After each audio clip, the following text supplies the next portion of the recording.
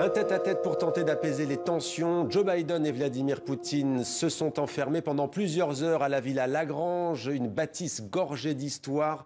La rencontre est désormais terminée. Vladimir Poutine s'exprime en ce moment en conférence de presse. On ira bien entendu à Genève, mais aussi à New York, Moscou et en plateau Bertrand Badi pour analyser les enjeux de ce face-à-face. Mais avant donc, les images qui nous sont parvenues ces dernières heures en provenance de Suisse, elles sont commentées par Karine Henry.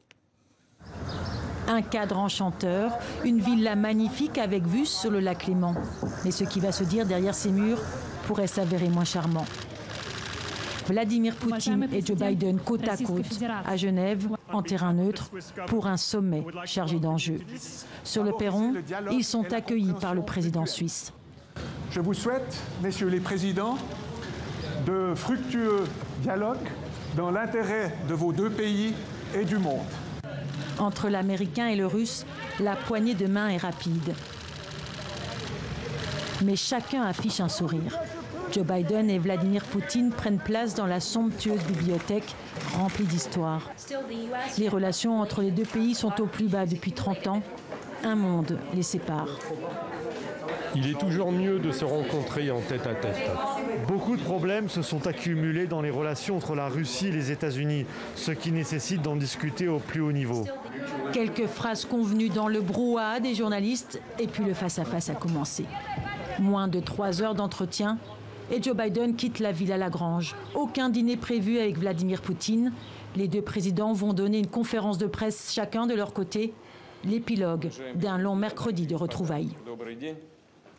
Et sans plus attendre, on retrouve à Genève notre correspondant Michel Tcherouti. Bonsoir Michel, Vladimir Poutine vient de s'exprimer. Qu'a-t-il dit au juste, Michel ?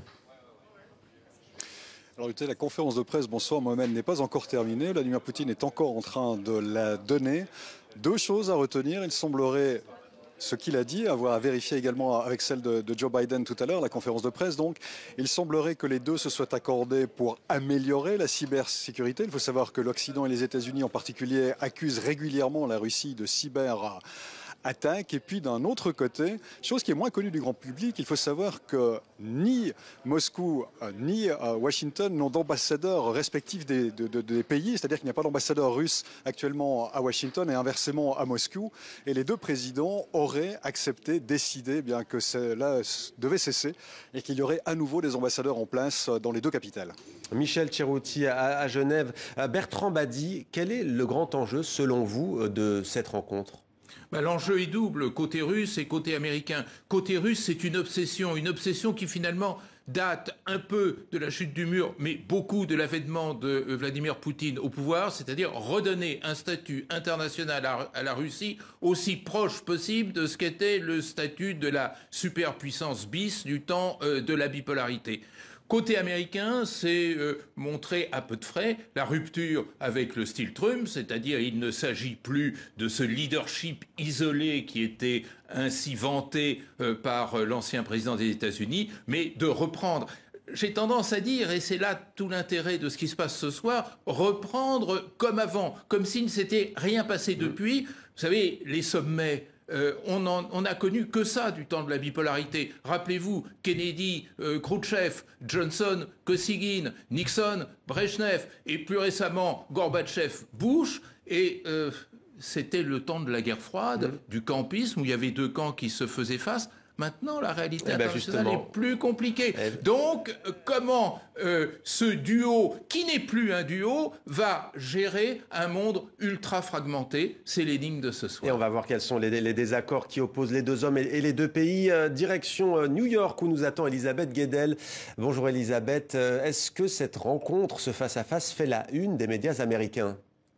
C'est un sommet dont on parle depuis des jours ici aux États-Unis. Les médias américains sont en breaking news depuis ce matin. Et là, les commentateurs se demandent pourquoi cette rencontre historique qui devait durer 4 à 5 heures, et bien finalement s'est arrêtée au bout de 2h30 seulement. C'est un mauvais signe. En tout cas, c'est perçu ici comme ça. Alors, les attentes n'étaient pas très ambitieuses côté américain. Il s'agissait pour l'administration Biden d'entamer une relation russo-américaine plus plus stable, plus équilibrée qu'elle n'avait été avec Donald Trump. Vous savez, Trump accusé d'avoir été très complaisant avec son homologue russe. Les médias américains ont noté le sourire des deux présidents au début de la rencontre lorsqu'ils se sont serrés la main. Et puis après, le visage plus tendu de Vladimir Poutine avant d'entamer les discussions. Évidemment, tout est scruté. Il s'agissait de business, comme on dit ici, pas de moment de détente, pas de dîner entre les deux présidents. Et on attend donc la conférence de presse de Joe Biden. Actuellement, Vladimir Poutine poursuit sa conférence de presse. Pas une conférence de presse conjointe. Le Kremlin en voulait une, la Maison-Blanche n'en voulait pas. Et les Américains attendent la version de Joe Biden maintenant. Et justement, tout se joue dans cette villa Lagrange, sur les bords du lac Léman à Genève. Michel, on revient vers vous. Pourquoi ce lieu, dit-on, chargé d'histoire? Et d'ailleurs, pourquoi Genève, terrain neutre, c'est ça? Oui, effectivement, Mohamed, Genève, terrain neutre, c'est la raison pour laquelle cette réunion a eu lieu aujourd'hui. La Suisse, qui est habituée à jouer les bons offices, la Suisse qui est le siège du CICR, créé par Henri Dunant, la Suisse qui est le siège européen des Nations Unies, qui a l'habitude aussi de jouer les bons offices pour les Américains depuis 40 ans auprès de l'Iran, qui a l'habitude de recevoir des chefs d'État, qui est rodé à l'exercice. Et puis, évidemment, c'était une rencontre qui était placée, on va dire, sous le patronage historique de cette fameuse rencontre en 1985 entre Mikhail Gorbatchev et Ronald Reagan. Une rencontre qui finalement s'était révélée comme l'amorce de la fin de la guerre froide. Donc symboliquement, historiquement, politiquement, culturellement, au niveau des infrastructures, j'ai envie de vous dire, la Suisse et Genève en particulier ont l'habitude de ce genre de rencontres. Ils sont rodés, ont l'habitude de la discrétion et d'une certaine manière, eh bien, cette rencontre aujourd'hui entre Joe Biden et Vladimir Poutine s'inscrivait parfaitement dans ce contexte historique dont on espère bien, que cette rencontre aujourd'hui s'avérera aussi productive, intéressante et historique que celle qui a eu lieu il y a maintenant un peu plus de 35 ans. Merci beaucoup Michel pour ces précisions en direct de Genève pour TV5 Monde. Bertrand Badi, on a évoqué l'espionnage tout à l'heure avec Michel Cerutti. On a évoqué ces accusations jugées grotesques par Vladimir Poutine d'ingérence dans la vie politique américaine. L'autre question dont on parle, puisque vous avez évoqué les précédents face à face entre soviétiques notamment et américains, c'est la question du désarmement.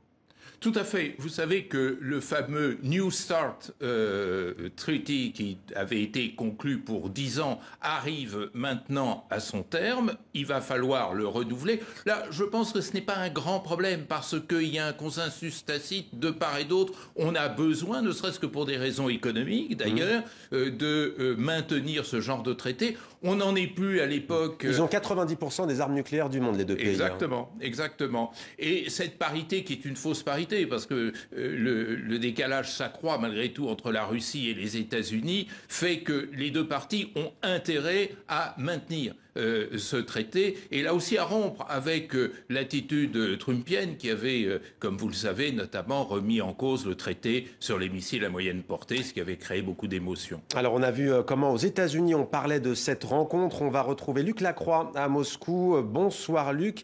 Et en Russie, comment parle-t-on de cette rencontre entre Joe Biden et Vladimir Poutine ?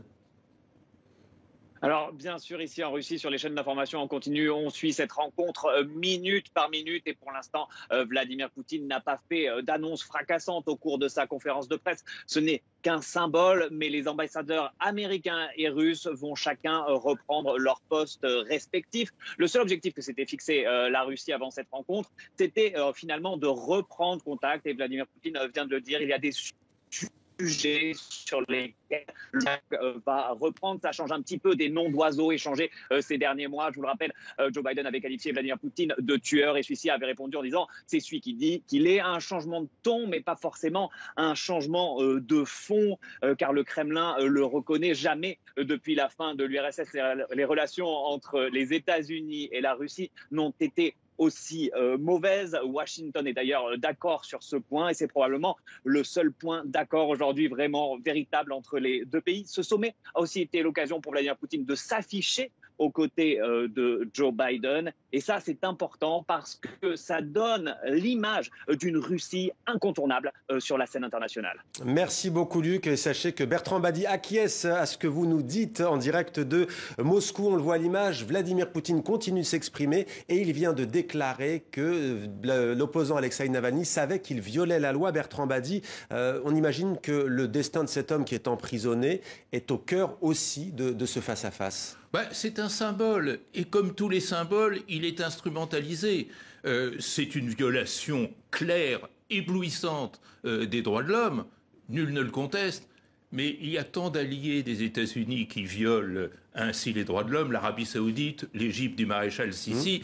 Donc, si véritablement l'affaire Navalny, qui n'est pas non plus un véritable allié de l'Occident, vous savez que Navalny avait soutenu l'annexion de la Crimée notamment, si Navalny est à ce point un symbole pour l'Occident, c'est parce qu'il fallait démontrer à la Russie qu'il y a eu une différence entre le monde occidental, le monde libre et la Russie. Et ça veut dire surtout quelque chose d'essentiel pour comprendre tout ce qui se passe, à savoir cette volonté de Biden de reconstituer le campisme, c'est-à-dire le camp occidental, reparler d'Occident, reparler du monde. Alors justement, Bertrand Badi, on ne l'a pas encore dit, mais c'est la dernière étape de la tournée européenne de Joe Biden qui disent les observateurs comme vous qu'il veut fédérer le camp occidental, Europe, grosso modo États-Unis, face à la Russie. Laissons la Chine de côté pour l'instant, on en reparlera avec vous dans la deuxième partie. Mais pourquoi cette stratégie au fond? Les États-Unis ont encore besoin d'un ennemi. Vous avez convoqué la guerre froide notamment tout à l'heure. Qu'est-ce qui se joue en fait au-delà, disons-le, des querelles, mais qui existe entre tous les pays, entre la France et la Turquie, entre la Grande-Bretagne en ce moment et des pays de l'Union européenne? Qu'est-ce qui se joue au fond? Plusieurs éléments.